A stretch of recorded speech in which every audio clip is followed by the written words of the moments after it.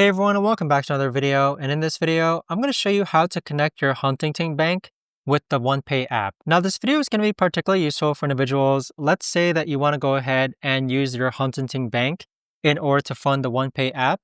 How do you actually go ahead about connecting both of them together? First, let's go ahead and open up the OnePay app. Next, on the upper right-hand corner, you want to click on your profile icon name. Then from here, you want to go ahead and click on account. Next, click on linked accounts, then click on linked bank account, and then it's going to prompt you to connect to Plaid. Plaid is what OnePay uses in order to keep your data secure. Click on get started, then click on continue as guest, then scroll until you find Huntington. Click on Huntington. Now on this page here, it's going to prompt you to log into your Huntington Bank so that you can select which accounts you want to be connected to OnePay. But there you have it, guys. That right there is the best and easiest way that I know of to actually go ahead and connect your Huntington Bank to OnePay.